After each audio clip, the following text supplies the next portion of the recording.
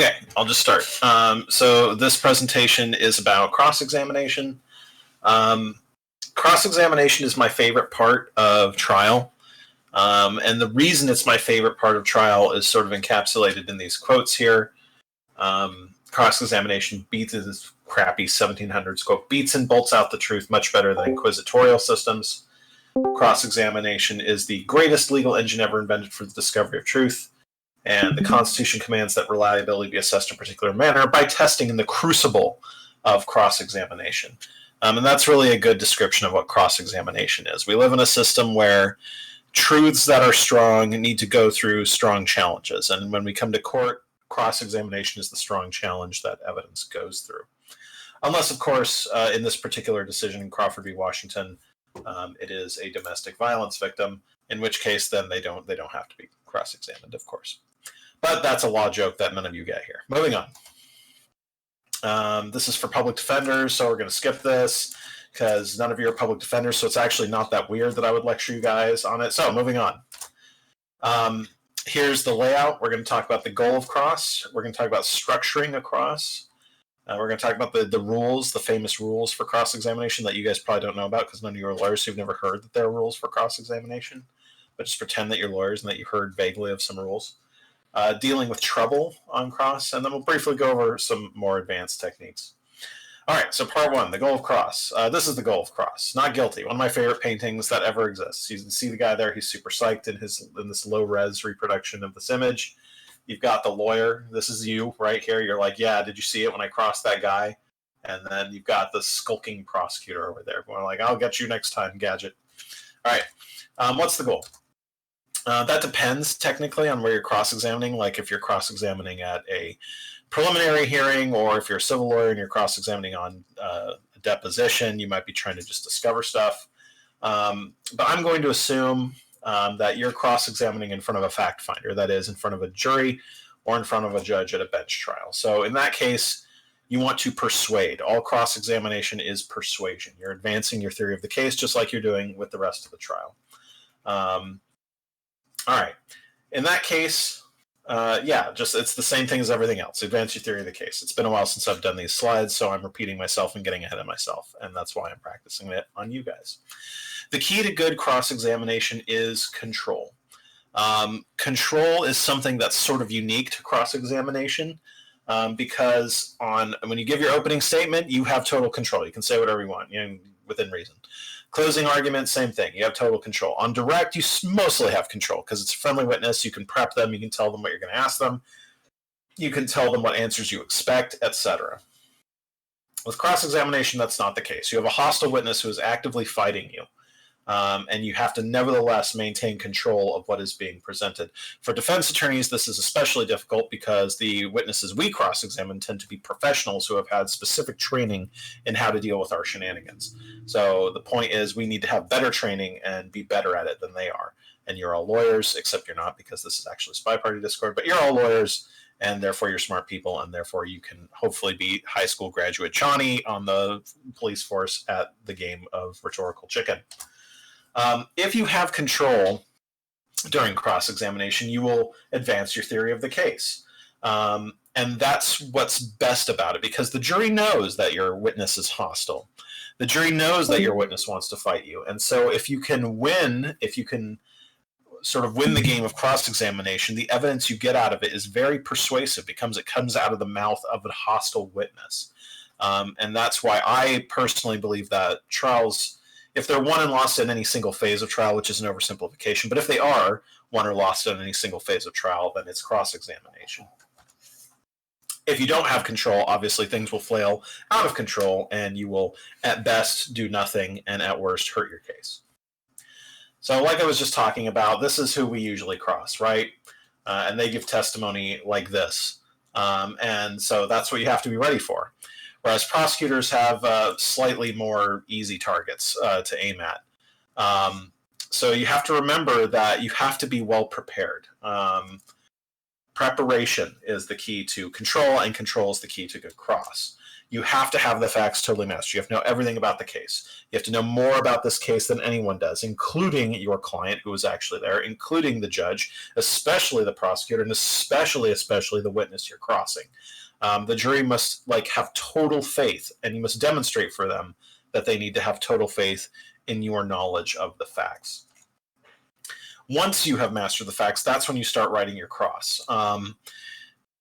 Sort of a point that we're going to touch on a bunch of times here is that cross-examination is theater and you are a playwright. What you're trying to do here is craft a cross-examination, much like you're crafting a good story. You can do improv cross-examination, to be sure, and often as public defenders we have to do that. But it'll always be better if you prep it.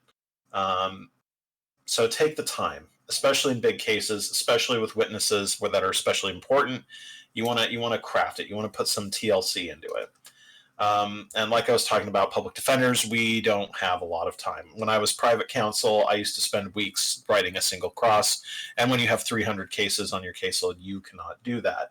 And I get that. But nonetheless, all of you public defenders that I'm definitely talking to right now, and not a bunch of random gamers on the internet, spend that time on cross-examination where you can. When do we have to do an improv cross? You said it happens sometimes. I mean, sometimes like today I had to do one, for instance, right? I had 5 preliminary hearings on today, and there's no way that I'm going to do this whole procedure that I'm going to tell you how to do for every single cop on every single cross, because I just do not have the time. So sometimes you just have to read the report, write down a couple of points, and then once you get good at the procedure I'm going to outline, you can do it automatically. I can cross anyone on anything without thinking about it. It just won't be as good as if I had prepped it. I could right now, and I'm going to talk about doing this later, cross-examine my monitor to prove that it is on right now. I could go through the whole system on the general and a bunch of stuff I'm about to teach you guys about. There's a technique. And eventually you learn this technique like you learn breathing, and you don't even have to think about it anymore. But yeah, basically, when you have too many cases is when you have to do improv. When you're a public defender, anyway. But sometimes witnesses come up who you didn't know were going to be called, and then it's useful skill to have too. All right, the basics. We're going to talk in more depth about the rules later, but for now, you need to know them just to know how to structure a cross. We'll talk about them briefly before we talk about them in depth and the reason for them. All right, so the rules. Always lead. Always leading questions. You never don't ask a leading question. Does everyone here know what a leading question is? More or less. Objection, leading question. Yeah, that's only for direct. You're allowed to lead on cross order. I do love that you did a leading question to ask about leading questions. Yeah. No, I didn't. I said, do you guys know about what leading questions are? A leading question would have been, you guys know what leading questions are, right? So yeah, there's sort of a sliding scale. On the far end of the sliding scale, there's something that's definitely not a leading question is a who, what, when, where, why, how question. Who did the guy talk to is not a leading question. Sort of closer to it is the did you, or the did you question, like did you talk to Bob? That's a little bit more leading, but it's usually not leading. The super leading question is you talk to Bob. I always say a leading question is a declarative sentence with a question mark at the end, and that's an ideal leading question. And that's how I ask my leading questions on cross. Declarative sentence with a question mark at the end. This is a question, isn't it? Sometimes I even omit the question mark at the end. I just state it as a sentence and make them say yes, because that's fun. All right. So that's rule 1. All your questions should be leading questions. Rule number 2. Yeah. What happens first when you do the declarative? Yeah. So they don't respond because they say that's not a question? So I stare at them until they answer my question, and I make this. I put social pressure on them, or I stare at them. People get really uncomfortable. Even cops. Some cops are trained not to respond if you don't ask the question, which is great, and I love it when they do that because I just stare at them, and I'm like, and eventually they either crack, or I'm like, that was a question, officer, and he's like, oh yes, and then after that they look like they're being intentionally difficult, and it's great. So question number 2 is one very highly specific fact per question. And we'll get into more about that later, but suffice to say one specific fact per question. That was my dog snorting. Number 3, source everything, which means every single one of your questions should have a citation to where in the record you can prove that fact. And number 4, you move from the general to the specific in a cross point. And finally, all your questions should be about facts and not about conclusions. All right, so let's talk about structuring a cross. There's a picture of a guy who knew how to structure the fuck out of a cross. It's a good old Abe, man, and he knew how to do a cross-examination. I tell you what. Yeah. Is this also, like, what were, like, expert witnesses, where, like, part of the things is that they make conclusions, right? They make what? Wouldn't an expert witness be about the conclusions they make about something in particular? Yeah, but your question should be about facts. Okay. You should never, ever, ever, ever, ever ask a conclusory question on cross. Because you won't like the answer you get. All right, so spotting cross points. So you know your facts. You have the facts mastered. How do you actually start writing a cross? This is how I do it. First, I look at the witness that I'm prepping. I consider, given the fact that I know all the facts of the case, what does this person have to say? Why are they important to the case? What will they say on direct? And what can I make them say that will help my theory of the case? So I take a big pad. I write the name of the witness at the top. Bob Witness. That's a terrible name. Don't use that as a hypothetical name either. Bob Witness. And then I go through everything I have on Bob Witness, all the police reports, all the discovery, anything I have. And I write down every single fact I can think of that helps my case on Bob Witness. And I write it down. Then on the next sheet of paper, I write my theory of the case at the top, something like my client acted in self-defense or whatever. Then I go through my original list of everything Bob Witness might be made to say, and I cut things that don't help that theory of the case. I cut them, and I keep the ones that are the punchiest. If in doubt, keep it, write it, cut it later if you don't like it. Make the point as fine and minimal as possible, right? Like you want to keep chopping until you can't chop anymore. Like Bob Witness should not say that like your client acted in self-defense. Like we want to get really detailed. Like it's a cross point that the other guy looked at him mean first. It's another cross point that the other guy raised his fist. It's another cross point that the guy then swung his fist. Like you want to dice it. You want to dice it as finely as you can dice it. I'll get into why in a little bit. So every single point of cross has a point. It has a thing that you're trying to establish. Like let's say in a case, I'm trying to prove that a window that a witness was looking through was foggy because I'm going to argue later that they didn't have opportunity to see things through that window. You do not ever do this. You don't ever go straight to the goal. You don't ever go, so witness, the window was foggy, wasn't it? Boom. Gotcha. No, that's not how it works. Don't do that. Because foggy is not a very specific fact, so you're already kind of violating a rule there because you want a highly specific fact. But let's assume you want to eventually ask them foggy. Instead, you go from the general to the specific. You start with things that they cannot possibly reasonably disagree with you on. And then you like a shark, you swim in a circle around them, and every circle is a little bit smaller and a little bit smaller until finally you bite them with the kill question. So example. Don't do this. Don't do the window is foggy. Well, it's not really foggy. I mean, I could see through it, right? You know, it's more like blah, blah, blah, blah, blah, blah, blah, and you're going to get a non-responsive answer that you hate. Better. You were outside the house. Yes, very general, right? Like you're standing in this place. And you were looking through a window. Yes, definitely looking through a window, right? We can establish that. Witness wants to agree with you on that.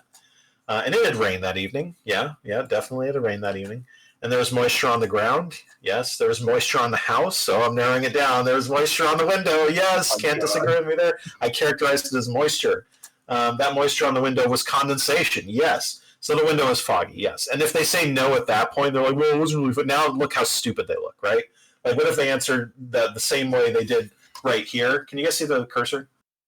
Yeah. Okay. So yeah, it's like take this answer and paste it right there and see how much of a douchebag they look, right, to the jury, right? Like, well, you said there was moisture on it. Why you want to, argue so finely about it, you jerk?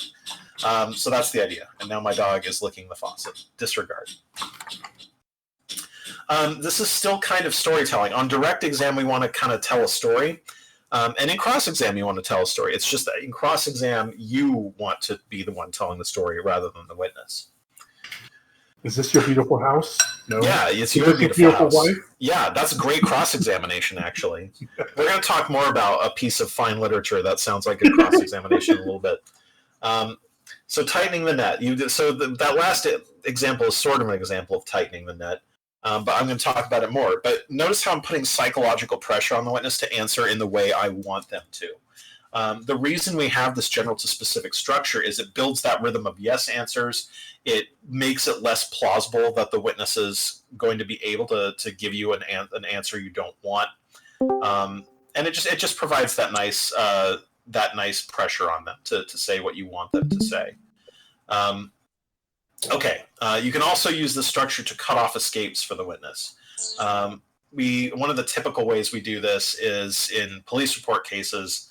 We say at the very beginning of our cross, you wrote a report in this case, and it was accurate to the best of your ability to make it so, and it contained every fact material to the investigation. Because later, often we find if we do not ask these questions, when we pin them down on cross, the officer's going to be like, oh, well, we don't write down everything. The fact that I didn't write down his height, weight, or visual appearance in any way, that doesn't mean anything, because often these reports just don't have it. That's blah, blah, blah. No, you pin them down on that at the very beginning as part of your general specific structure. But that doesn't just apply to that. It applies to anything where you can predict how a witness might try to wriggle out of your kill questions. Think about that in advance. Think about, if you're the witness, how can you try and weasel out of this? And then cut that off at the very beginning before they know what the point you're going for is. Because they often want to agree early on to seem reasonable. So if you can say to the officer, like, oh, of course, you write down your reports super thoroughly. You're a super good officer. And then they want to agree with you before they realize that what you've done is actually cut them off from an escape later. This is my first point where I'm going to assure you that if you are a sadist and you like inflicting suffering on people, then cross-examination is fantastic, because it's basically all about pinning people down and making them helpless and keeping them from being able to squirm out, and then until you drive the dagger straight through their heart. It's fantastic. All right, tightening the net, an example. So here's an example from a case I had. Don't worry about why, but we want to establish that this woman was alone in a doctor's exam room with the doctor. We're trying to prove that she trusted him, essentially. But she wants to fight that. She wants us to think that she was really wary going in, and that but to do that, she's going to want to talk about all the other people that were present in the building, so she didn't feel alone and scared, right? So here's what we're not going to do. We're not going to go straight to, you were alone in the room with the doctor, because what is she going to do? Anyone? What's she going to say if I just ask her this? Yeah, well, maybe. No, there are plenty of people, blah, blah, blah. Yeah, you guys got it, exactly. No, well, there was the office assistant, blah, blah, blah, blah, blah, blah. No. So, and then you can try and save it by asking a question like this, and then this is often what lawyers do, like, well, you were alone, and she's like, well, no, there was the office assistant, and then they try to save it by saying, like, but were you sure? And then they'll say, yeah, I'm sure, and now you look like the asshole, so don't do that. Instead, very general, we're going to zoom way out, right? We're zooming way out. You came in for an appointment on this day, yes. The doctor greeted you, yes. He led you to the examination room, yes. All things that she cannot dispute at all. You both went into the examination. Notice how, because I know she's going to want to fight me on this, I'm making it real specific, right? I'm going to talk about the door closing. I'm going to talk about, very, very concrete details. Then you closed the door to the examination room behind you, yes. And at that point, you were alone in that room with the doctor. She cannot answer no. I've made it very clear what I'm asking about by using the general to specific structure. By going through all these concrete details, I've made it clear that what I care about is her in the room with the doctor. And if she tries to wriggle this point, she's like, well, no, blah, blah, blah, blah, blah, blah. And at that point, you can punish her for it by using one of the control techniques I'll talk about later. Specificity to create control is another thing we're going to talk about a lot. And I think, control techniques, we're going to go over that, blah, blah, blah. Relativity and framing. Like any story, you can focus people on what you think is important about your story by what you talk about, and what you talk about more and what you talk about less, and what you do talk about and what you don't talk about.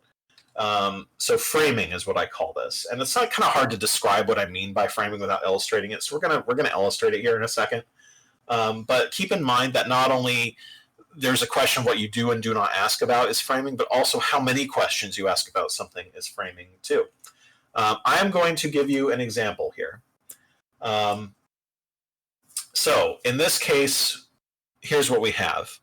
We have a situation where there's a robbery, essentially, of a convenience store. Classic stick 'em up kind of situation, right?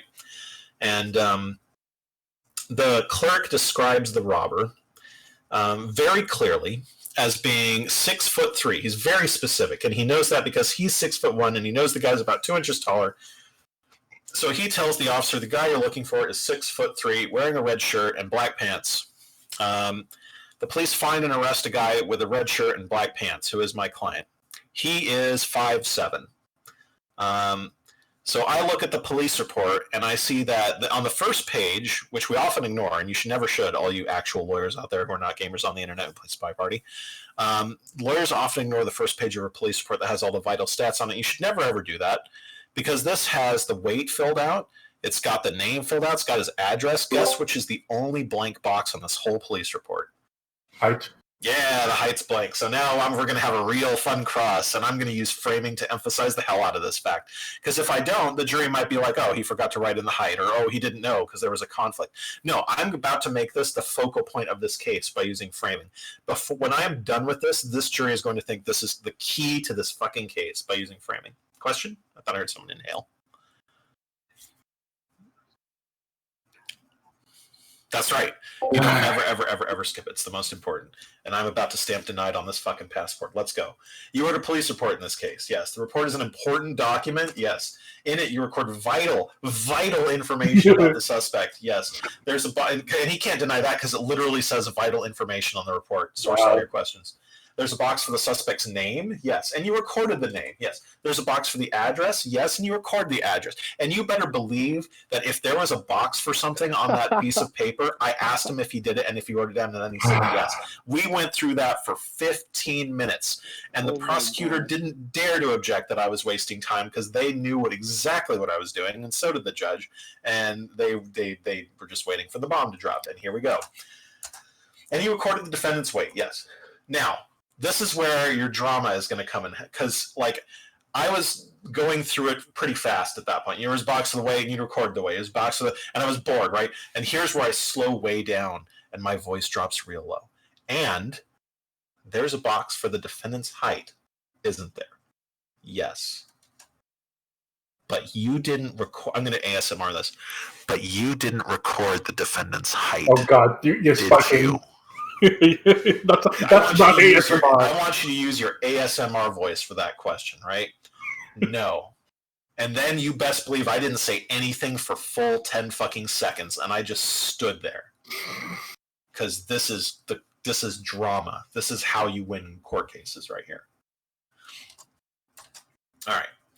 Keep in mind that you can use this to emphasize, not just like when you have a slam dunk fact like I had there, you can use it to make the exact same set of facts sound very different. Here, I'm going to give you two crosses, and it doesn't matter what the case is for this.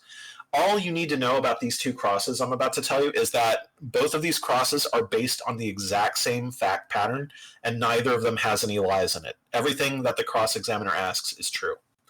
All right, so here's cross number one. It was 9 o'clock at night? Yeah. And it was night out? Yeah. And when you went up to the car, you saw no one else at the car? No. You saw no one else in that same row of parking stalls? No. And when you put your key in the car, you didn't notice Mr. X behind you? No. What's the vibe you get from this? Just throw out adjectives. What is this like? Creepy. It's creepy, yeah. Lonely. Lonely, creepy. Yeah, I'm telling the story here, right? It was a dark and stormy fucking night in this cross-examination. All right, here's cross number two. Exact same fact pattern. You were parked outside a mall. Yes. The mall was busy. Yes. The parking lot was well lit. Yes. And the parking lot was filled with cars. Yes. And there were other people in the parking lot. Yes. You had no reason to pay particular attention to anyone else in the parking lot. No. And when you put your key in the car, then you didn't happen to notice Mr. X behind you. No. Notice what I've done here. There are no lies in this cross-examination or the one before it, but depending on which way I want, if I want this parking lot to appear creepy, you better believe I'm going to do the first one. And if I want the parking lot to appear not creepy and normal and like Mr. X was supposed to be there, I'm going to use the second one. What you ask about, how many questions you use to ask about it tells very different stories. I mean, Mr. X is still pretty creepy, though. Yeah, I probably wouldn't call him Mr. X. I'd probably use his normal name. He was a tough boss in Streets of Rage. I'd probably not say that they're behind you. Just say like. But a really great professor. Yeah, that's a good point, Water. Like you didn't happen to notice Mr. X there. Behind you is maybe even too creepy. You're right. All right. So you have all your points. Like point number 1, establish that window is foggy. Point number 2, establish that they are legally blind. Right? Like you have all those points. What order should you ask them then? Do not just go usually in chronological or even logical order, because it makes the witness comfortable. It lets them predict what's coming. And it can make the cross sound a little bit like a direct examination. You don't want that. This is your show. You decide what order they go in and go for effect. Remember primacy and recency here. People remember best what happens at the beginning of something. People remember second best what happens in the middle of something. And people remember first best back again what happens at the end of something. And that's a terrible joke and I shouldn't use it. But primacy and recency. At the beginning of something and at the end of something is what people remember. So use your absolute best, most destructive things at the beginning and probably your best thing at the end. And think about how points relate to each other, right? Like if you're going to ask an officer about all the times he's lied on the stand, ask about that first before you ask him about about what actually happened in the case. That way the jury already hates him by the time you get there. And finally, don't end on a risky point of cross. If you're going to end on something where the witness is likely to fight you with success or where there might be a sustained objection, don't ask that last. Ask something that you know you can just dunk on and walk away and drop the mic on. I'm just imagining you asking a cop saying like how often have you lied on stand? Like how they answer like never, right?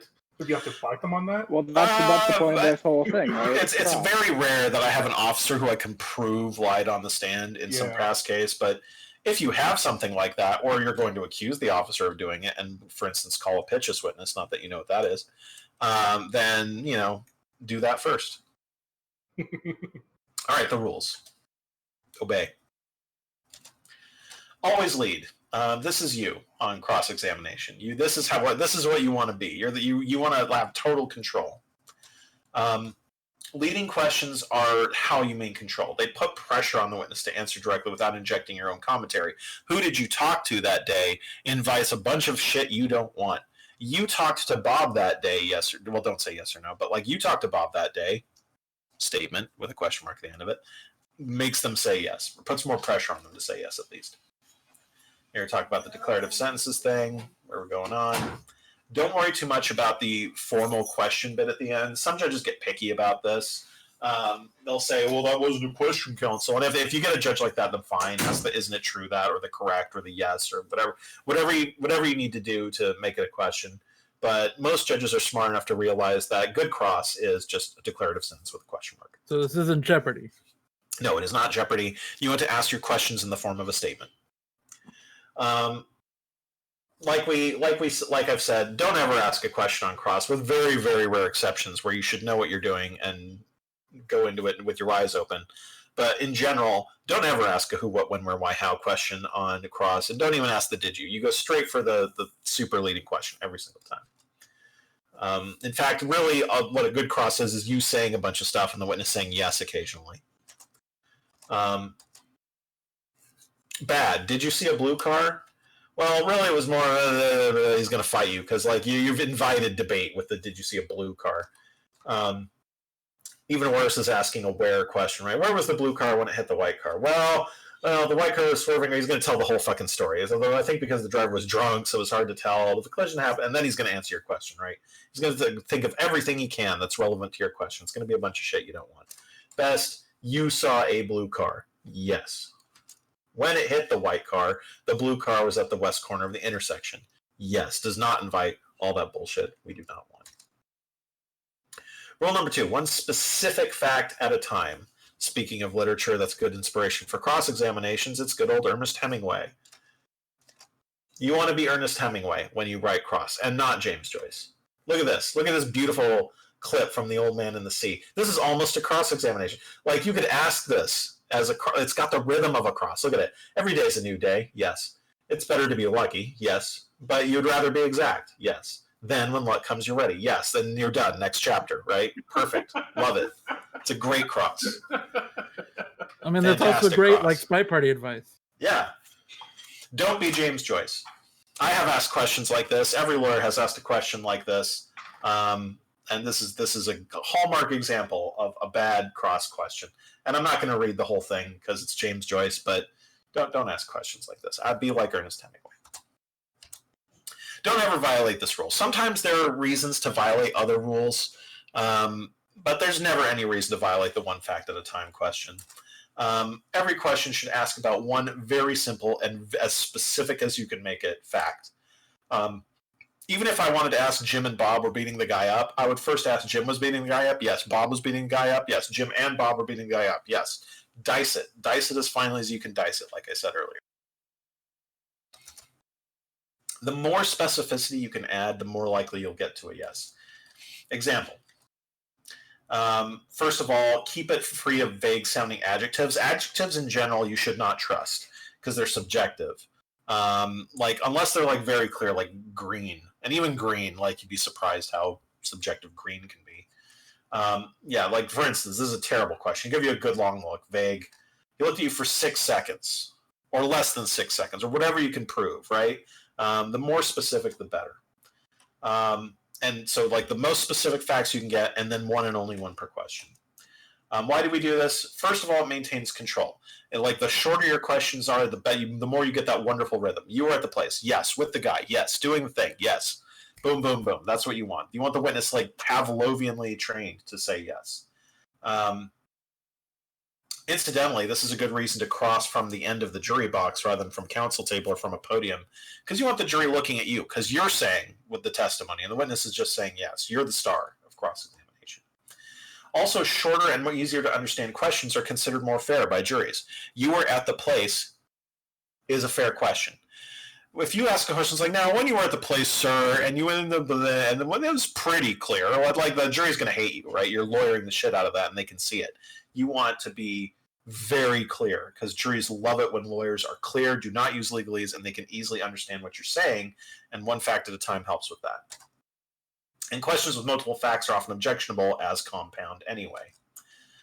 Furthermore, it's harder to equivocate on one fact than on a bunch of them. And even if the witness does equivocate, it'll be more clear what they're equivocating on. Example. Bad question. You were watching the intersection when you saw the blue car run the red light and hit the white car. How many facts are in there?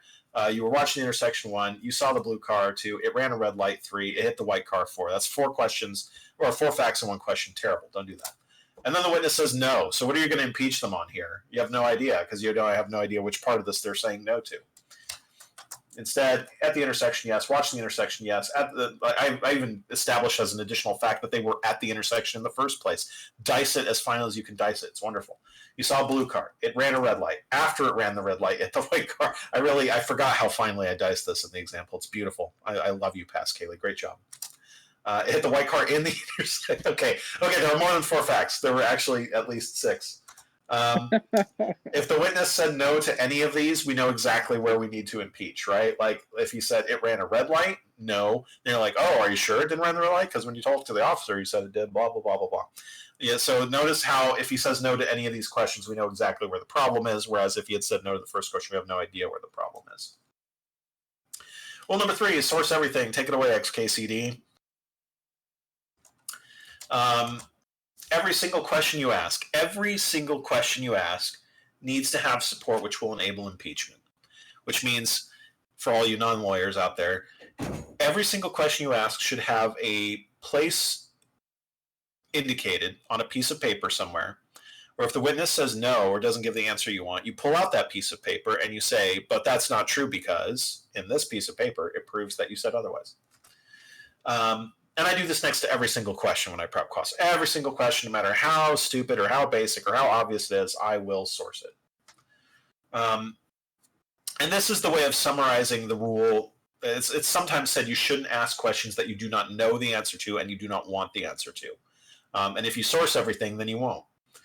This is one of the rules that sometimes you have to depart from. Sometimes you don't have any choice but to go with something where you're flying blind.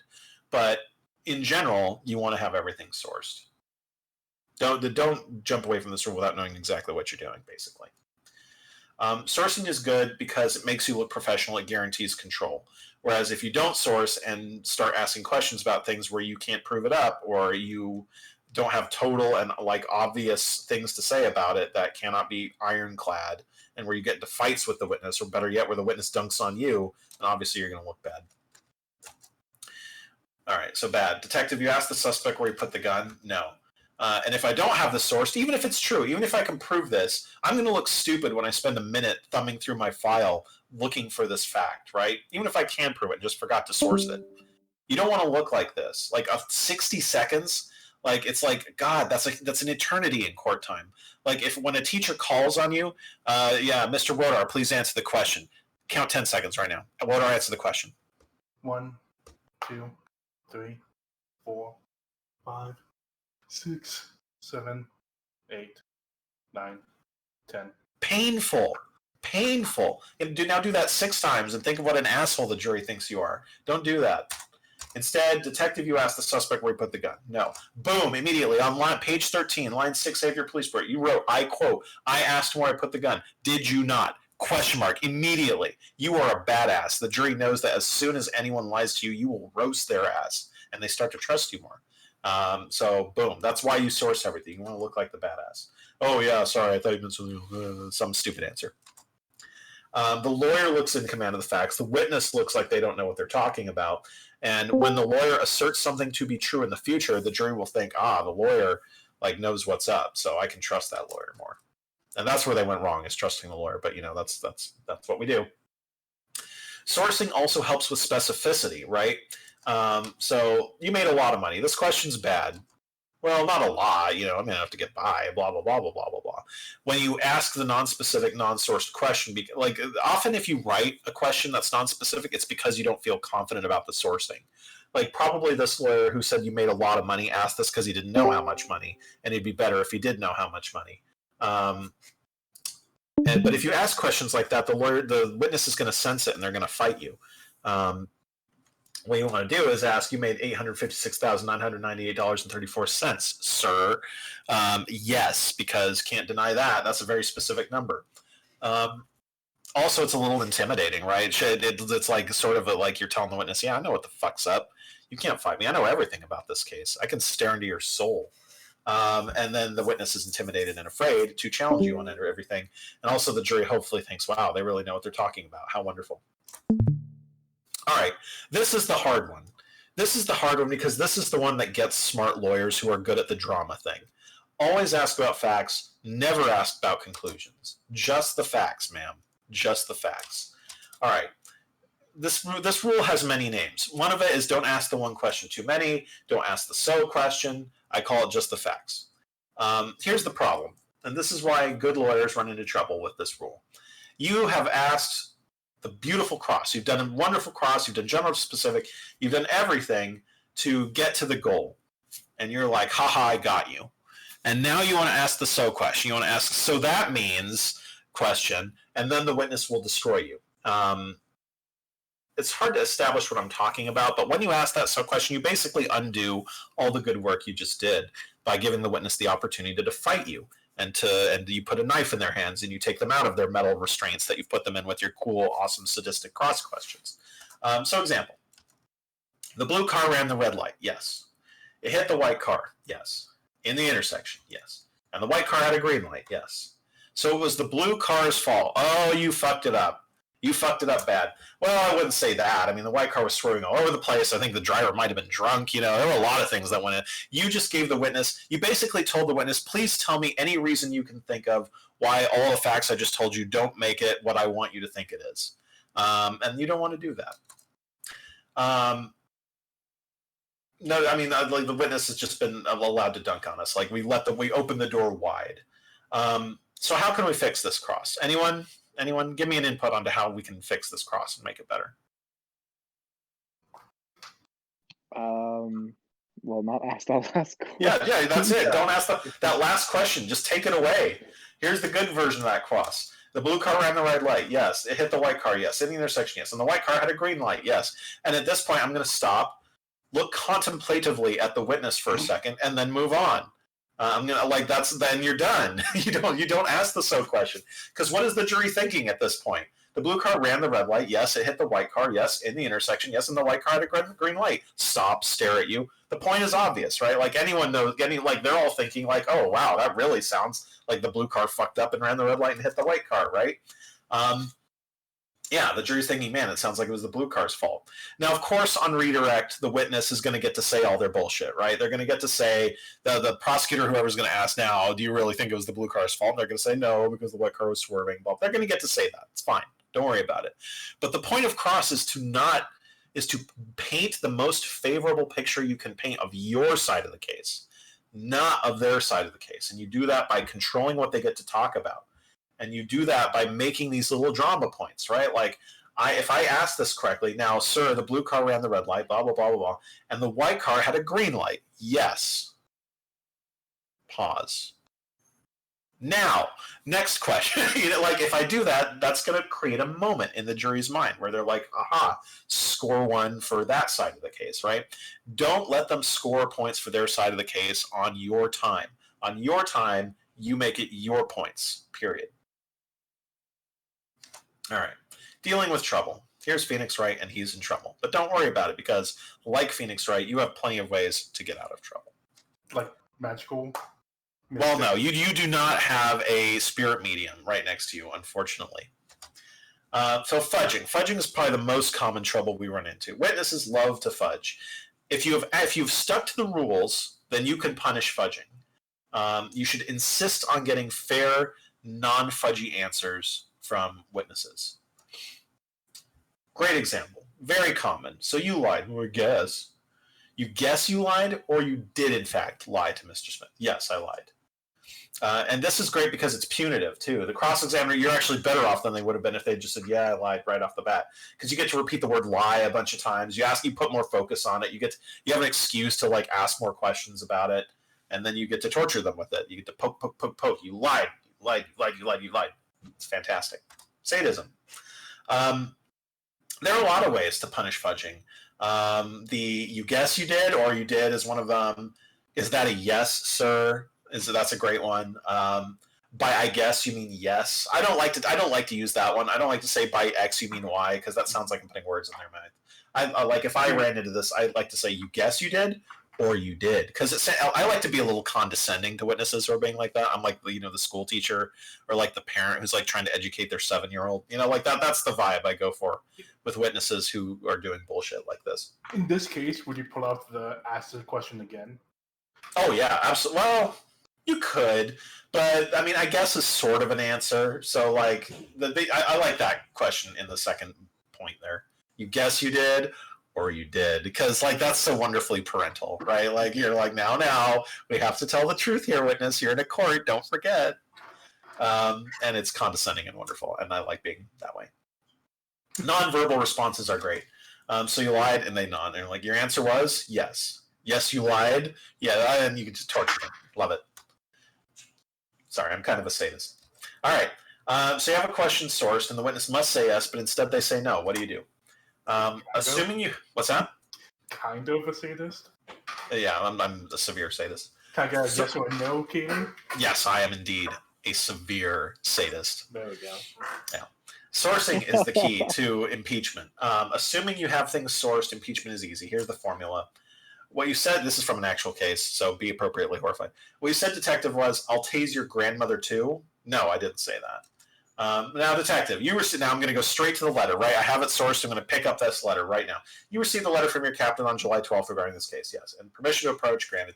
Now I'm handing you Defense Exhibit 3. This is the letter you received from your captain, yes. Letter informs you that you'll be disciplined for your action in this case, yes. On third line, page 2, the captain writes, when you said, quote, I'll tase your grandmother to the suspect in full view of myself and several members of the media.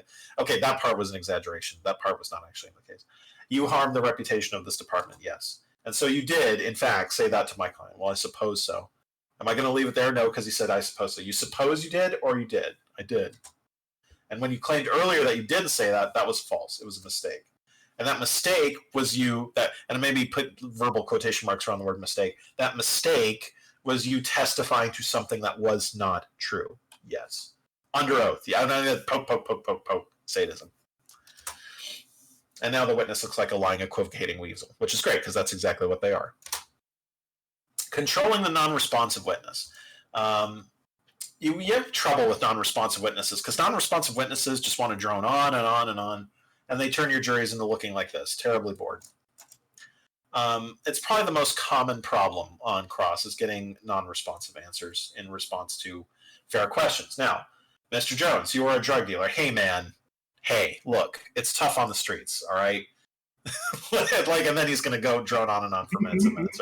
All right, and you don't want this. This is bad. So how do you deal with this kind of crap? Way number one, and it's great, is just directly repeat the question. Mr. Jones, are you a drug dealer? Hey, man, stuff like blah, blah, blah, blah, blah, blah, blah. Beat. Mr. Jones, you are a drug dealer? Blah, blah, blah, blah, blah, blah, blah, blah, blah, blah, blah, blah, blah, blah, blah, blah, blah, blah, non-responsive.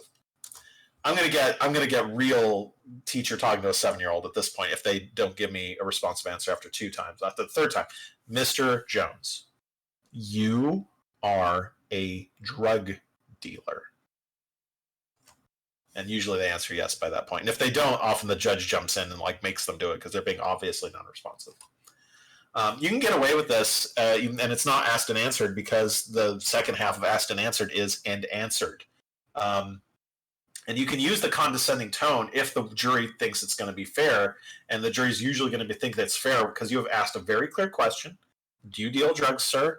But that's a terrible question because I asked, do you? You deal drugs, sir. And they're being obviously recalcitrant about it. Now, you should never be more harsh than you think the jury is going to think is fair, but here it's probable that they're going to think it's plenty fair. I love this one. Repeat this, then reverse. Detective, you signed the report. Well, we did a few reports. When you're on the street corralling a bunch of dangerous armed suspects, then it's really hard, blah, blah, blah, blah, blah. It's hard to do paperwork, blah, blah, blah, blah, blah. Detective, you signed the report. Well, I can't really remember. I was in the hospital because I got shot chasing a murderer the other day, blah, blah, blah, blah, blah, a bunch of non-responsive crap. Detective, you didn't sign the report? Well, I didn't say that. Yeah, I signed it. That one's great. I love this one because it demonstrates that, number one, they're not answering the question. You're just a little confused, Crossing. Like you keep asking this question and you're not sure exactly what they're saying. Did you or did you not sign the report? I can't tell. I'm purely innocent and not at all using manipulation. And more importantly, it shows that you're not fooled, right? That you're not going to be thrown off the track, that you will leave your teeth sunk into this witness until they give you the damn answer you want. This one, I love this one. The blue car ran the red light. Well, first the white car was swerving, and then it hit the blue car, and the guy went flying out, blah, blah, blah, blah, blah, blah. That didn't really answer my question, did it? Asking them if they answer your question is perfectly fair. You can do it. They either say they didn't, and then you can repeat the question. Or if they dare to say that they did answer the question, this is how I do it. Could you restate the question? And they either say no, in which case, great, because that clearly means that they didn't answer your question. You can restate it. Or if they actually manage to restate it, you ask, and your answer was yes. Yeah, I've never not seen them just say yes in response to that. It's great. This one's a little tricky because it's really, really smarmy, and you can only get away with it when the witness has been really smarmy. So I use it for recidivist witnesses who are being really bad. Stop the answer. Obviously, it's really tricky to ask Bob witness, you witnessed the thing, didn't you? And he says, well, and then you can, if you jump in and say, sir, my question wasn't that. Like, if you do that, then you risk getting in trouble with the judge for interrupting the witness, because some judges don't like it when you interrupt witnesses, and opposing counsel might object, and blah, blah, blah. So you can jump in and cut it off verbally, but I like to use other stuff. Like, for instance, no one will ever object if you do this, right? You saw the defendant there, blah, blah, blah, blah, blah, blah, blah, blah, blah, and I start holding up the hand in the stop gesture. I look them right in the eyes, and I hold up my hand straight out at them like I'm a traffic cop. Halt, right? And then almost usually they see them, the judge isn't stopping me, and I'm just going like, stop, and then they trail off and they stop. And then I use that opportunity to go, the question was, and then usually I get an answer. Have you whacked your cane yet? No, I don't use my cane in court. You can object. You saw the defendant there. I knew I had blah, blah, blah, blah, blah, non-responsive. And you can say objection, non-responsive, and to strike and the witness be directed to answer. You can do that. And usually the court will agree if it is, in fact, a non-responsive answer. And instruct the witness to answer the question. But I don't like to do this because it sounds like I'm asking the court for help, and I cultivate the impression with the jury that I do not need the court's help. This is my show, not the court's show. I decide what happens on cross-examination, and I don't need to go tattle to the person in the black robe up there. And also, I don't like to involve the judge in the psychodynamic that is happening between me and the witness, if that makes sense. Like, I want the witness to be focused entirely on me and my terrible gaze. And I don't want to, like, oh, judge, he's not doing what I want him to do. I don't like that. There is no authority higher than you. Exactly. There is, on cross-examination, welcome to my personal hell that I've created for. I spent a week creating this hell just for you, witness. Just for you. I've got you for 3 minutes of playtime. That's what I want on cross-examination, and I do not need the court coming into my steel cage match and interrupting things. Now, if in the middle of my cross the court gets exasperated with the witness and jumps in and goes like, "Witness, you are turning this process into a shambles. Answer the question." Then I'd be like, "Oh, judge, what a great guy. He gets it, ladies and gentlemen of the jury. He jumped in voluntarily without my asking him to." I don't like to ask for it, is the point. I don't like to go out of my way and be the tattletale. Keep in mind that whether because you asked for it or whether because the judge jumped in, your very next question after the judge intervenes should be something so simple, right? Don't ever ask even a partially difficult. If you were going to ask a difficult question, go out of your way and ask a simple question first, because you need to ask now witness. Let's get down to base. 2 + 2 is 4, isn't it? You want to make it super easy. Because if you ask a difficult question, the jury will be like, "Oh, what a bastard." And you ask a simple one, then you're going to get a very likely either the witness will agree with you and then you can build that rhythm again, or he'll disagree with you and look like a giant asshole. And probably the judge will jump in again. I've done this once and only once. This is a once per lifetime tactic on your D&D sheet. But, keep this, maybe not once per lifetime. You can use it more than often than that. This is for a real jerk. This is for a witness that everyone knows is terribly egregious. You saw the defendant at the mini-mart. Blah, blah, blah, blah, blah, blah, blah, blah, blah, not responsive. They go on and on and on. At which point, I walk back to my table, and I sit down, and I read something else. I ignore the witness's answer at that point, which will definitely cause the judge to intervene and ask you what the hell you're doing. And then you can say something like, "I'm waiting for him to finish the non-responsive answer, judge." Usually, if your judgment is correct and you've used this on the right witness, the jury will laugh, and that's fantastic. You want the jury to laugh because you're like, I can't deal with this shit, judge. Yeah, I'm just going to wait for them to be done. I got shit to do besides this. And then the judge will invariably be like, now, counsel, you can't be quite that. You can't do that level of shenanigans now. And I'll be like, "Well, he's not answering the question, judge." And then the judge will be like, "Well, we're going to restore some order here. Counsel, you ask him a question, and witness, you give an answer." I'll be like, "All right, witness, you saw the defendant at the mini-mart." And then either they will give a yes, in which case great, or they'll start to ramble, at which point the judge will come down on them like a fucking hammer, all right? The judge has tried to be nice and they have recognized that the lawyer was engaging in shenanigans, so they're going to give you one more chance to shape up, witness. But if you don't, then you're going to get the hammer dropped on you. Fantastic. I've done this once. It was glorious. I loved it. The jury did, in fact, laugh. It was nice. Won that case, because of course I did. All right, objections. How to deal with objections. Everyone loves objections. Everyone loves objections. Everyone does love objections. Objections are usually... Yeah, go ahead. You get to listen to the whole speech from the witness and then make an objection about something that's said. Yeah, unfortunately, not all of practicing law is like Phoenix Wright, and by not all, I mean most. You usually do not want objections during cross-examination because cross-examination, like I said, is your show. Objections let opposing counsel break your rhythm, help the witness, and they just generally mess with your control of your presentation. So what you want to do when you deal with objections is, number one, deter opposing counsel from objecting. You want to make them very sorry that they objected to your shit. You should, of course, also deal with the actual legal objection, and you should make your opponent start to look like the person who's disrupting the process. There are a couple of ways to deal with objections. Number one is make a legal argument. Your Honor, that's not hearsay because... because why, Woder? Why isn't it hearsay? You know the reason. Wait. Well, he doesn't know the reason. I haven't taught you well enough. I used to. It's been too long. Shame. It's not for the truth of the matter asserted, Woder. And then the other way you can deal with objections is to slide off, which is... What's that? Is it not hearsay because it Don't wasn't? don't worry about why it's hearsay or not. That's you will be here all day. This is not an MCLA about how the hearsay rule. Thank God. All right, so the other way you deal with objections is sliding off, which is to say getting at the same information in a different way. I like to slide off because it's better. Because it shows the jury that, like, look, I don't need all this fancy pants legal stuff. I'm here after the truth, and then you can get at it in different ways. You could have just like a draw. Yeah, exactly. I'm a simple country lawyer. Yeah, exactly. It's that whole thing. You deceived Mr. Smith, didn't you? Objection, argumentative, sustained. That's kind of a bad question to begin with, so let's rephrase. I'll rephrase. What you told Mr. Smith was not true, was it? No. What you told him was a lie, yes. And notice how that's bad, how I've punished opposing counsel at that point, because now I've got to say the word lie. I got to spend more time on it. Don't you dare object to me. I will make you regret you were born if you objected to me. All right, sliding off via a different approach. So this is back to the doctor case. She trusted you. Objection, speculation, sustained. Because how would the doctor know that she trusted him? That's information that's inside her head. So let's keep it to facts.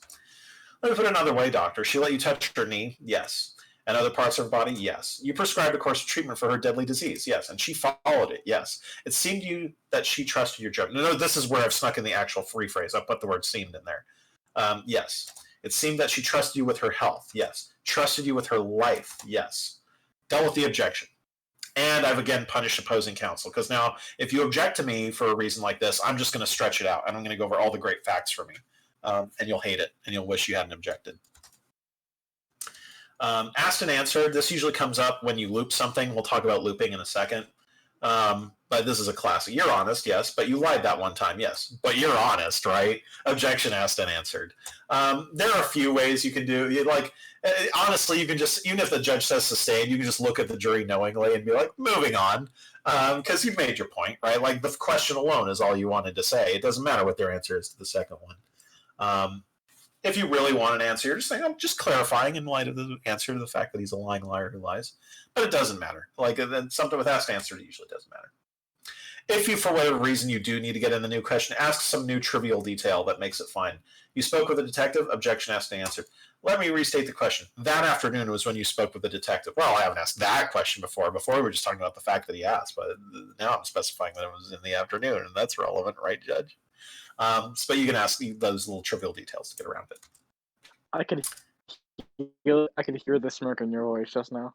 Yeah. I would never say it that way in open court, of course. I would treat it as very serious, but I smirked intentionally to get across the tenor of what I was saying. Beyond the scope of direct, rarely are prosecutors dumb enough to try this objection, but it usually comes up. Don't forget California Evidence Code 772C, which you guys don't know about. And don't forget about the mass load of case law that says cross-examiners get to ask about whatever the fuck they want. The chief object of cross-examination is to test credibility and knowledge or recollection of the witness. It should be given wide latitude, particularly in cases involving a witness against a defendant in a criminal prosecution, which, guess what, is you, public defenders, and not SpyParty players. Most judges think this objection is crap, fortunately, which it is. Hearsay, everybody's favorite objection. Remember, Wodar, for the truth of the matter asserted is what makes it hearsay. And on cross, usually you can credibly claim that what you really care about is not the truth of the matter, but rather the effect on the listener or the credibility of the witness. And of course, determine if any of the 8,000 hearsay exceptions apply. Usually the one you care about in cross is prior inconsistent statement. And finally, what's that? Well, if it's a police officer. Well, then the prior inconsistent statement, baby. What a lying liar who lies. Finally, keep in mind that sliding off is an option, right? You spoke with her, right? And she said that the doctor raped her. Objection, hearsay, sustained. All right, fine. After you spoke with her, you went to the doctor's office, yes. To question about a suspected rape, yes. After you spoke with her, the doctor became the prime suspect in your rape case, yes. Is it very clear what the woman told the officer at that point? Sure is. Did I ask about any specific statement the woman gave to the officer? No, I didn't. Therefore, no hearsay. Sliding off. And really quickly, let's talk about some advanced techniques with your boy, Atticus Finch. I'm a sadist. I mean, this slide proves that I'm a sadist, but let's just keep going here. Witness emotions are a very special. Well, go ahead, Warner. I love that picture for having the cross. Oh, that's so good. Yeah, that's I think Chris Kyle's widow, the guy from American Yeah. Sniper. Yeah, I think that was from that case. That's where I stole that. So witness emotion. You can control what a witness says with the techniques that I have given you, but can you control how a witness feels and how they express it? Some would say no, but I will say yes. It's not direct how you control it, but you can still control it. That kind of information is really damaging to your case. Like if someone's saying stuff and they're like genuinely really weeping and sad, then the jury sees that, right? And they're affected by it. And you don't want that. Or maybe you do want that, depending on which side of the case you have.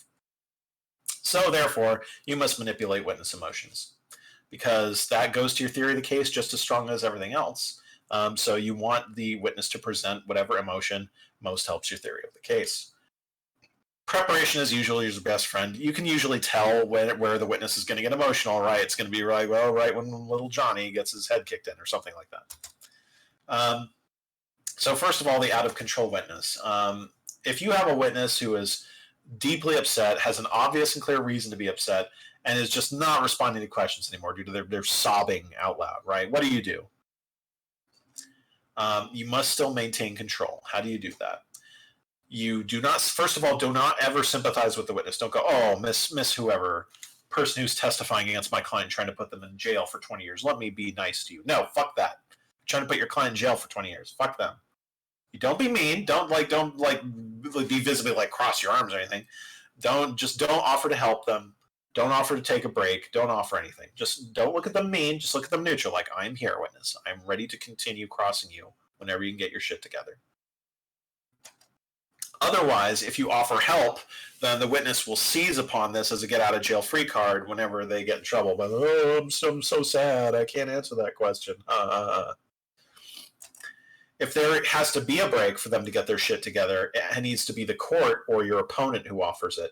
That way, if it keeps happening, the onus is not on you, who's there sitting looking neutrally and ready to proceed whenever this witness can be ready.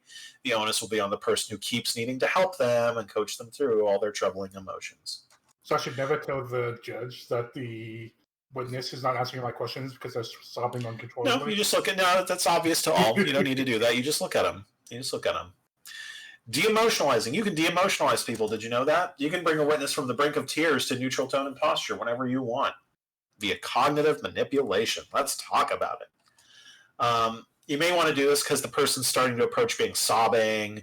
You may want to do this because you don't want them to even get close to that because the jury sees how sad they are and is being affected by it. But here's how you do it. First of all, you got to know when it's coming.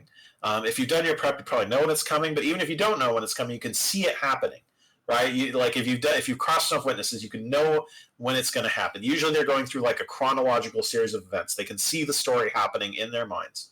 They have that faraway look in their eyes, right? They're seeing it happening before them. So first of all, you can break up the chronological structure of the case. You can be like, okay, Miss Whoever, let's go back 3 weeks, right? And then, okay, let's jump forward 2 days. Let's go back. And if you break up the chronological structure, it's no longer a coherent story in their minds. You can also make the witness do math problems, right? Or focus on details that take them out of the structure. So, okay, let's do some examples here. So this woman has a knife being brought down at her throat, and she's getting very upset about it. Now, 10 minutes before, I'm breaking chronology here. When he was approaching you on the sidewalk, the nearest streetlight was between 10 and 15 feet away. I asked with a tone in my voice that makes it seem like that detail is really important. She needs to focus on it. So she's going to think back and be like, oh, yeah, that's about right, 10 to 15 feet. And the car you had arrived in was what, another 20 feet past that? Details, right? I'm now leading the brain away from the chronological order of troubling things, and I am making them focus on seemingly irrelevant details that require spatial calculation and math and a bunch of other things that are going to de-engage the sad part of the brain. And now that she's done her math problems and is back to being normal, I can return her to the more challenging testimony, hopefully. You can also do the opposite of this. Sometimes you want a witness to be emotional and you want them to be pissed off, in which case do the exact opposite. Now, you don't want to do it in the obvious way. You don't provoke the emotion of anger by being a jerk and making them angry at you, because then the jury will see that you're a jerk. Instead, you have to show the witness has existing emotional issues and draw them out. And you do the things that I just told you, only backwards. Ask the questions in a chronological order. Do not ask the witness about details. Instead, ask them, lead them through the story, right, and make them be there. Put them in the moment, and make them focus on a lot of things that make them live in that moment. Now, 2 months earlier, he had cheated on you, right? Yes. And you discovered that on April 21, 2017. Yes. It was in the morning on a sunny day. On a sunny day. Yes. You walked up to your bedroom door. Yes. And you heard heavy breathing through it. Oh, God, this is terrible. It's awful. I'm a terrible person for doing this to you. I'm sorry. Yes. And then you open the door. Yes. Boom. Right? Now she's pissed. She's pissed as hell. And she has every right to be. But maybe I want her to be pissed because that explains why she killed the guy and not my client. Oops. Can you take the date out of that somehow? Or is that why would I want to do that? I mean, what if you had to think back about what date it was that they found out about cheating? That's probably important to emotionalizing her, because she probably remembers the shit out of that date, right? Sure. Well, what if she remembers it as like a Tuesday, right? Yeah, maybe, but also more specific. One specific fact at a time. And that's a very specific fact. And then later I'll argue. Yeah, go ahead. As far as like emotionalizing people, do you like prepare like questions that if you need to? Yeah, you can. That's part of good prep. Like, it's good to have like, here, use in case of crying. I have done that. But you can mostly do it off the cuff if you need to, by just thinking about like anything, any detail that's would require that kind of left brain analysis. But yeah, it's always better to have prep than to not have prep. So if you feel like it's going to be a thing, break out your use in case of crying questions for sure. All right. If a witness is obviously fabricating emotion, you can deal with them in the same way you can deal with any obviously deceptive witness. You can be confrontational, indignant, use condescending 7-year-old stuff, but it has to be obvious to the jury, right? It has to be very clear that the witness is fabricating emotion. Before they do that, you should treat them as genuine. There are a lot of emotions, obviously, and there are a lot of ways to manipulate them. But most of that is not exactly lawyer knowledge. Most of that is just human knowledge. And it's pretty common sense stuff. All you need to do is how to turn your natural human understanding of emotion and feed them through the rules I have given you in order to either evoke or suppress the emotion that we are talking about. Don't eat witness bait. Don't eat it. A common tactic used by sophisticated witnesses especially is to try and bait you away from what you wanted to ask about. Police officers love to try this. Expert witnesses really love to try this and add in a bunch of non-responsive crap. Don't take the witness bait unless sometimes, very rarely, if really they think they're baiting you, but really like you're one level under their minds, you can eat the witness bait. But you better know exactly what you're doing or you're going to blow up. If you are at all uncertain, ignore the bait entirely. Even if you have the point that they want to bait you onto prepped and ready, don't deviate from your order. Remember, you set your order for a reason, to tell a particular story. You control that, not them. Don't let them control your cross. You control your cross. Often, I like to draw attention to the fact that they're trying to bait me away from what I'm asking about, so the jury sees that they're sly, right? Example. You went to the auto shop. Yes. Well, first we went to the brothel. Okay, this is classic bait. Oh, wow, tell me about that. What were you doing at the brothel? Why else is this a terrible question? Because it's a what question, right? This is a real bad question. If you find yourself asking, oh my God, what were you doing? That's a classic sign that you have eaten the bait. And we don't like this answer. This is a bad answer. So let's try again from the beginning. You went to the auto shop. Well, first we went to the brothel. All right, now I'm going to do a wry rephrase. I'm going to ask the question again, but I'm going to ask it in a way that demonstrates that they're trying to bait me away. That's fascinating, sir, but the case is about what happened at the auto shop. You went to the auto shop, right? Like, that's very good. That indicates to the jury, okay, this guy wants to talk about some dumb bullshit, but I care about the thing that happened at the auto shop, which is what this case is all about. and not these distractions that this witness wants to offer up. Be aware of more subtle bait. Experts love to throw out the subtle bait. Well, counsel, as I understand your question, the answer is yes. For the love of God, don't ever ask, how did you understand my question? All right? Because that's a how question. If you want to burn them on it, a great way to do it is, my question was, did you go, like, what is the answer to 3 plus 5? And the answer is 8. And your answer is yes. Yeah, like, lead them through the whole thing, okay? If there's confusion about how they understand it, lead them through it. Do not ask, how do you understand my question? Don't ever say yes to this. If you ask them, now, probabilistic genotyping is stupid bullshit, isn't it? And they say, well, it's a little more complicated. I can explain it if you like. No. You control it, right? Don't let them run off free in the fields where they want to go. You control it. Maintain control at all times. That's one of many factors we look at. Don't ask them what the other factors are. The factor I care about, sir, is X. Yes, and that factor matters. Yes, and it's not present in this case. No. Thank you. Moving on. The general theme here is you are in charge, not them. Even though they're a doctor with 30 years of experience and they have old, grizzled, gray hair and they've written 5 scholarly treatises, fuck them. This is your show. You are in charge. You are a lawyer. This is your house in your courtroom, and they have to come here and go through your crucible. Do not let them turn it into their show. It is yours, not theirs. If you are asking questions that follow these rules, you deserve simple, fair answers. And you should treat answers like this, even from an expert witness, as fudging and deal with it as such. Looping. Let's talk about looping real quick. We're down to the last couple of things, I promise. Looping is the planned or improvised repetition of keywords or phrases. You can loop things you said, and it's even better to loop things that opposing counsel said or that the witness said. For instance, you lied. Well, I might have bent the truth. You could just go back and insist, and by that you mean you lied, right? Like, you could do that, sure. But I see this as an opportunity. If a witness ever says this to me in a court, you better believe that I'm going to use the phrase "bent the truth" like 8,000 times after this, and we're going to start right now. You bent the truth, yes. And you bent the truth when you talked to the detective also, didn't you? Yes. And when you told my client it was 200,000 rather than 200, that was also you bending the truth, yes. And none of those were lies. It was just you bending the truth. I'm going to say the words bending the truth so often, you guys. It's going to be great. By the end of the jury won't be able to think about anything else for the rest of the trial. Fantastic. And then later on closing, you say, now, this is a witness who didn't lie, ladies and gentlemen, even though he said this and that and this and that, and none of those things were true. Those weren't lies. That was just him bending the truth. Oh, good shit. That's looping.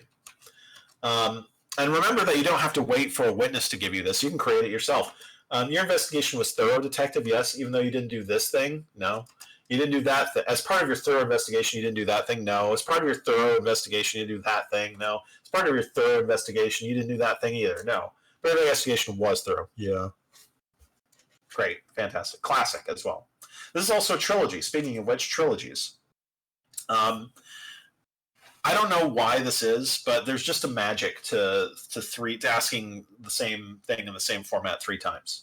It sounds way better than once, sounds way better than 2 times, sounds way better than 4 times. 3 times is the magic. Rule of threes is powerful. Yeah, exactly. It's the rule of threes. You didn't feed your baby? No. You didn't take your baby to the doctor? No. And you didn't go home to check on your baby at all? No. What you did do was go see a movie, yes. Let's say I could have had like 6 or 7 things that I could have asked her about, things she did not do with her baby before she went and saw that movie. It's just 3 that makes it, a magic number unless you have a better reason to deviate from 3. Like, for instance, in that case with the police report, I could have gone, you didn't ask about the weight? No. You didn't ask about, or no, you wrote down the weight, yes. You wrote down the eye color, yes. And you wrote down the hair color, yes. But you didn't write it. Like, do you see how there's like a sort of natural rhythm to that? And like 3 is just the number that works for that? And it just is. And I don't know why that is, but it's true. But in that case, I wanted to go belabor the point and go on and on and on and on and on and on, because that was the point of that cross-examination. Improvisation, we'll talk about really briefly. It's really paradoxical, but the point to good improvisation is preparation. You will only succeed at improvisation if you have prepped and you know the facts really well and you've been paying very close attention to the trial of the witness. Generally, you want to improvise because the witness has said or done something unexpected that makes it favorable for you to ask you to something that you weren't contemplating asking. This is why they pay you the big bucks as a lawyer. Ha ha ha! Funny public defender joke. Because you have to. This is where you have to make very rapid and decisive logical analyses of whether it's worth it to ask this question that's improvised or not, and whether it's worth the risk. When in doubt, err on the side of what you already have prepped instead of the improvisation. Keep in mind that looping and trilogies are very good as an improvisational tool because they provide an established formula where you don't have to think about it too hard.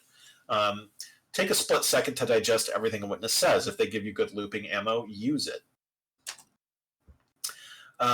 Another good improvisation tactic is off the cuff commenting on the witness's presentation in court if they are doing like obviously poorly. If a witness is shaking, if a witness is waiting 10 seconds to answer a question before they start their answer, say so. You know, Mr. Whoever, did you go to the place? Tick, tick, tick, tick, tick, tick, tick, tick. Yeah, I went to the place. Now, you took about 10 seconds to answer that question, didn't you? That looks great. Jury loves it.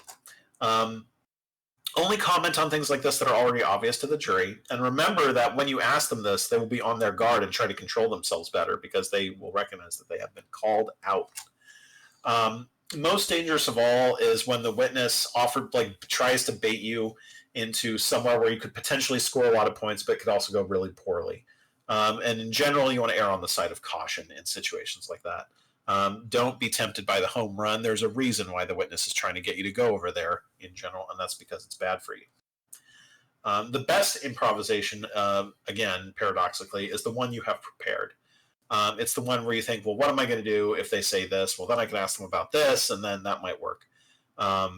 It's the one that appears improvised when it is not. Acting.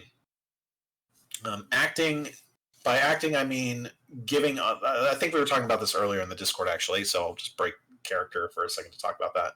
Controlling the information you give out. Acting is a profession where the performer has to bring home a sense of genuine authenticity to the audience, which is exactly what a trial lawyer does. A trial is, despite what I would prefer, more than just a dry investigation of the facts and evidence, and the jury is paying way more attention to the content of your questions. They are paying attention to nonverbal cues from you and the witness, delivered via tone, via posture, level of confidence in your voice, eye contact, the timing with which you are asking your questions, things of that nature. If you master that, then you are a much better lawyer than if you are not. So I always suggest to lawyers that they should study acting because it's a massive help to lawyering. But for now, the one basic rule. What's the one basic rule? Be mindful. Every gesture, every movement, every facial expression, everything you present in any way on cross-examination and everywhere else in a courthouse for that matter, while a jury's there, should be the product of direct conscious thought and control by you. This is an extension of the whole control thing. You do not just control what questions you ask. You do not just control what answers the witness gives you. You must also control what nonverbal information you are giving out, like a poker player. And the courtroom is a magnifying glass. A single raised eyebrow in a courtroom in dead silence with the jury looking at you is huge.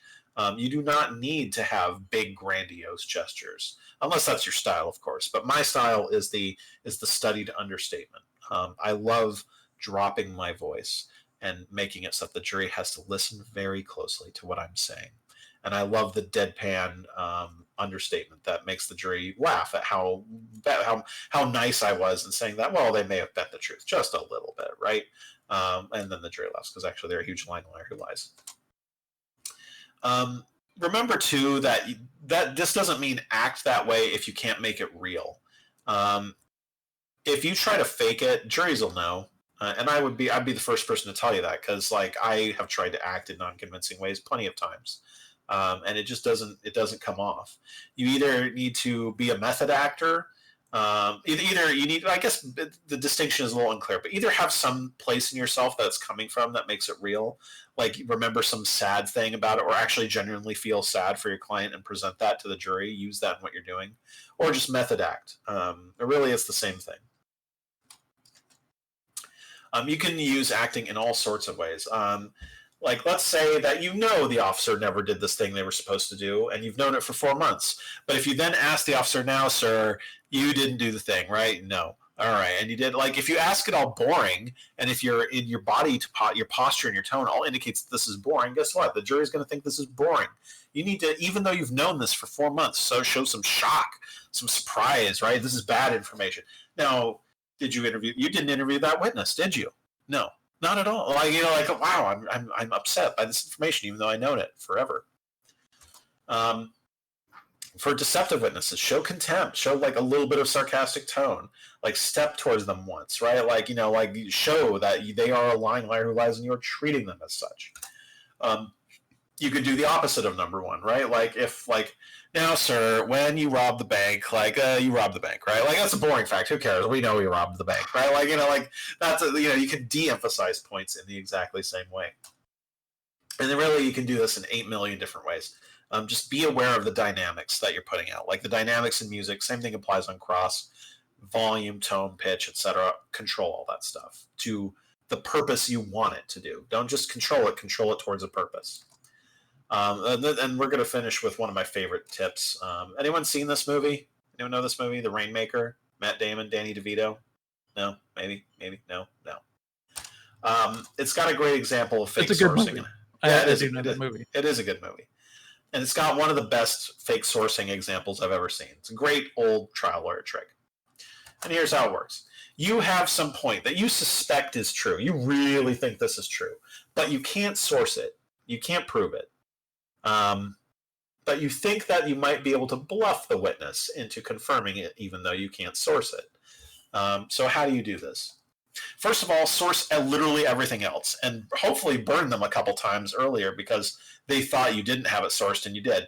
Like ideally, you asked a question, you want to bait them into like challenging you, maybe even. You're like, "No, did you go to the place?" Like, and that might be a time when you don't ask a leading question because you're encouraging them to fight you, right? Did you go to the place? No, I didn't go to the place. Oh well, but on in your testimony to police on this day, you said you did go to the place, didn't you? Ah, I caught you, right? You want to catch them a couple of times so that they're reluctant to fight you again. Then you start in on that same familiar general to specific structure, right? You're like, now on this day you were standing around the house, right? And they're like, ah, shit, here we go again, like CJ from Grand Theft Auto San Andreas, right? They know what's about to happen to them. You're going to lead them to that same structure. You're going to tighten that net, and you're going to ask that same goal fact question at the very end. The only difference is this time you won't have the goal fact sourced, but they hopefully don't know that. And they hopefully think, oh, this is a familiar pattern. The lawyer's going to burn my ass if I fight him again, and I'll just confirm it. This is best used when it doesn't matter, even if they manage to like realize what's happening to them and deny it.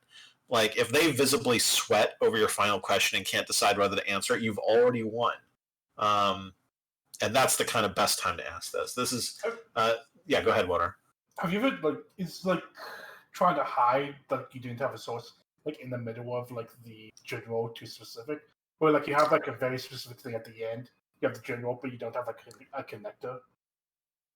Yeah, you can. Yeah, you can. But generally, like the thing, like it's only worth it to do something like this if it's on the goal fact, right? Like only like the thing that scores 1 million points is the reason you're doing this in the first place, right? So I have done exactly this, and the witness actually confirmed it, which was glorious. But here's how it worked in the Rainmaker, right? So the witness doesn't want a certain document to even exist. They are going to deny that this document is a real thing, doesn't exist, never printed it, no such document. But they're afraid because in the Rainmaker, the opposing lawyer has produced documents that their side has denied existed before and burned their asses with it. So he's very afraid. Now, we didn't find this particular document that they want to deny exists, but here's what we're going to do anyway. Now, sir, when we talked about this document, we said he's going to be like, there is no such document. And I'm going to look confused, and I'm going to go over to my counsel bag. I'm going to pull out a single piece of paper very slowly and dramatically. I'm going to walk slowly back over to the counsel table, and then I'm going to look at it like, did I mishear? Because it says it right here in front of my eyes. I'm going to maybe dangle this piece of paper off my podium and go, now, are you sure about this? Because they're very specific. The document was supposed to have said, and then you peer like at the document like you're reading it, like that you totally lied to the guy, right? Something like that. And I was like, no, I didn't say that, no. And he maybe hopefully is shaking a little bit and pissing his pants slightly, right? And then if that's the case, then it doesn't matter what he says. Even if he ends up denying it to the core, you can do what Matt Damon does in the movie, and you melodramatically just crumple up the piece of paper while he's sweating and his teeth are chattering, right? Crumple it onto and throw it onto the pavement and say, no further questions. And then the witness is like relieved, right? They're like, oh man, I thought he was going to get me, but it turns out he was bullshitting. And the jury's looking right at them doing that too, right? They can see that they're relieved. Later, you can say he was sweating like a madman when I had that fake piece of paper. And when I told him I didn't have it, he was like, whew, got out of that one, right? And that's the idea. In my case, they actually just admitted that the document existed. It was great. All right. Practicing cross is what I'll leave you with. How can you practice cross? The best way is rehearsal with other lawyers portraying the difficult witness and trying to fight you. This is really difficult practice because lawyers know exactly what's relevant and they can fight you on it really well. But that's what makes it valuable, because if you're asking good questions, it shouldn't matter if your opponent is a lawyer or anyone else, because fair questions get fair answers. I like to do this: cross-examine your witnesses in an actual case as though you were the prosecutor to prepare them. This is great because it's good prep. It'll make them feel like they're included and you're working hard for them. You get more opportunities to do this than there will be actual trials that go. Your targets are like live actual targets, not people who are pretending, right? People with actual motivations in the case. And also you get to think like the prosecutor for a second and figure out where their strengths and weaknesses are. This one makes me seem insane, but it's true. Cross-examine inanimate objects to prove certain things about them. I have here a keyboard. Mr. Keyboard, you are, okay, start really general. You are a object, yes. You exist in three-dimensional space, yes. You are approximately 2.7 feet long, yes. And you are approximately 1 foot wide, yes. And you're approximately an inch high, yes. And on your surface, and you go on and on, right? I'm going to get general to specific, right? I'm going to prove conclusively that this thing is a keyboard. And on your front surface, there are various, what appear to be square pieces of plastic, yes. And these pieces of plastic all have various, and you get where I'm going with this, right?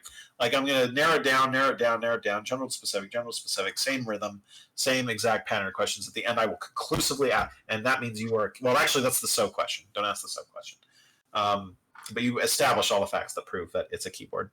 And I realize this makes me seem insane, but it's actually very valuable practice. And you were there on the night of the murder. That's right. All right, that's all I got. Thank you. Ba-dum-ching. This is fun.